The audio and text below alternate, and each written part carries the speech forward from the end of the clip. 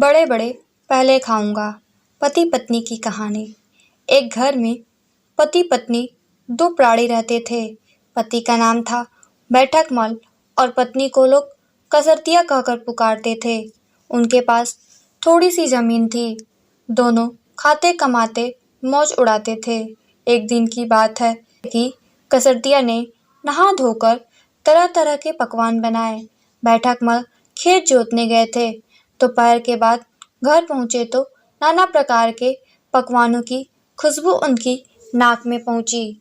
आहा, आज तो मजा आएगा सोचकर स्नान ध्यान किया और कसरतिया से खाने की मांग की। देर तक कसरतिया ने कुछ सुना ही नहीं। बैठक मल को मूंछों पर ताव देते हुए काफी समय इंतजार करना पड़ा। बोले, अरे अब कितनी देर है, यहाँ तो भूख के मारे पेट पिचका जा रहा है। कसरतिया तुनक कर बोली, तुम्हें तो बच्चों की तरह पेट को पीटने की आदत हो गई है। देखते नहीं पूजा कर रही हूँ। बैठक मल झल्ला उठा। बोला, पेट पीटने की बात करती हो, मालूम नहीं कितना काम करके आया हूँ। इतनी देर तुम्हें हल जोतना पड़े तो पता चले। क्या पता चलेगा? कसरतिया उछल पड़े। सुबह 4 बजे से चक्की पीसने बैठी हूँ। उसके बाद घर के दूसरे काम करने पड़ते हैं। घर पर रहकर तुम्हें यह सब करना पड़े तो दूसरे दिन भागते नजर आओगे।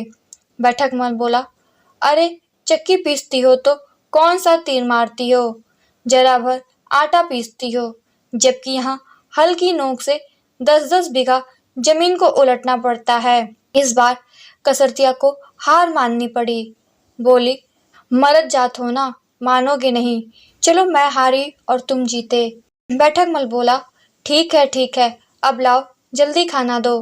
कसरतिया ने थाली में खाना रखा ही था कि बैठक मल जी उस पर टूट पड़े।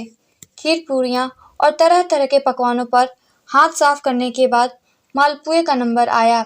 बैठक मल बड़े बड़े मालपुए चुनकर खाने लगे। अभी वह 2-4 ही खा सका था कि कसरतिया ने थाली खींच ली। बोली, बड़े बड़े कल काम आएंगे, आज तुम छोटे छोटे खा लो। वाह, यह कैसे हो सकता है, मैं तो बड़े बड़े ही पहले खाऊंगा। कसरतिया तुनक उठी और बोली, फिर वही बच्चों वाली जिद।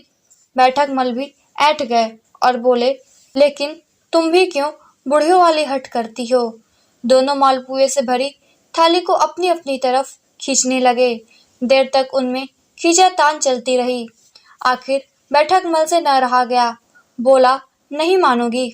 क्यों नहीं, तो छोड़ दो थाली, एक शर्त पर। शर्त वर्त कुछ नहीं, तुम थाली छोड़ दो। बिना शर्त मैं थाली नहीं छोड़ूंगी। बैठक मल का पारा बढ़ गया। बोला, मैं कहता हूँ थाली छोड़ दे, वरना वरना क्या करोगे?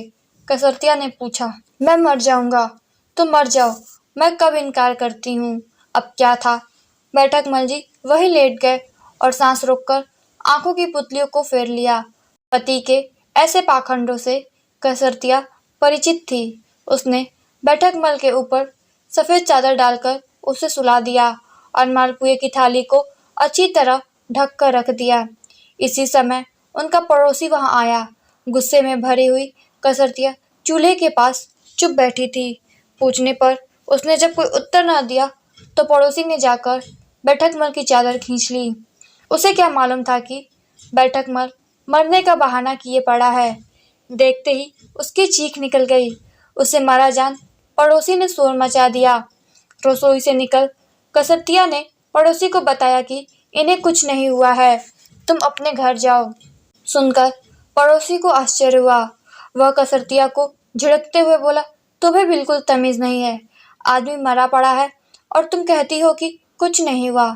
इतने में सारा मोहल्ला जमा हो गया।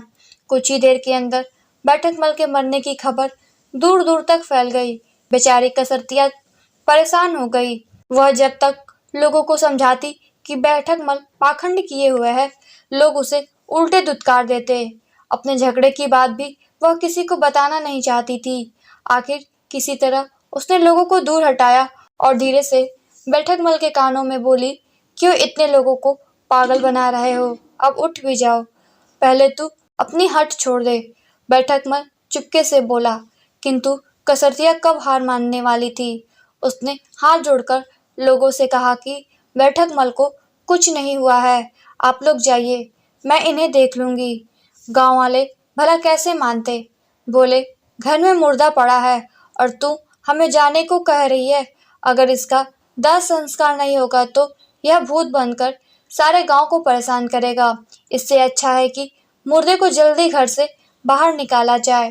बैठक मल की अर्थी तैयार कर ली गई। कसरतिया ने बहुत समझाया पर उसकी कौन सुनता। गांव के लोग अर्थी उठाकर शमशान की ओर ले चले। पूरा का पूरा गांव, औरत मर्द, बच्चे बूढ़े और उनके साथ कसरतिया भी शमशान पहुंच गई। अब कसरतिया को चिंता हो गई।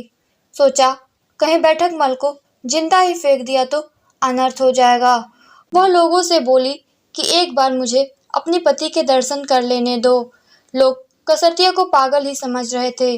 बैठक मल की चिता तैयार की गई।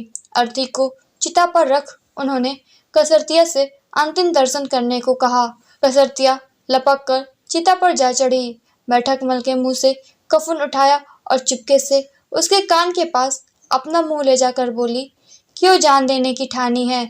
चलो मैं हार मान लेती हूँ, तुम जीत गए, बड़े बड़े ही पहले खा लेना। सुनकर बैठक मल ने आंख खोल दी। वह चिता पर उठकर बैठ गया। देखते ही देखते उसने अपने को संभाला और चिता से उछलकर लोगों के बीच आ खड़ा हुआ। उसके मुंह से बार बार एक ही वाक्य निकल रहा था, बड़े बड़े पहले खाऊंगा, छोटे छोटे पीछे, बड़े बड़े पहले खाऊंगा, छोटे छोटे पीछे। सुनकर तो लोगों में भगदड़ मच गई। सभी को लगा बैठक मल भूत बन गया है, वह सबको खा जाना चाहता है। गांव के बूढ़े बच्चे, औरत मर्द सभी अपनी जान बचाते भाग निकले। देखते देखते मैदान खाली हो गया, किंतु बैठक मल को किसी की परवाह न थी।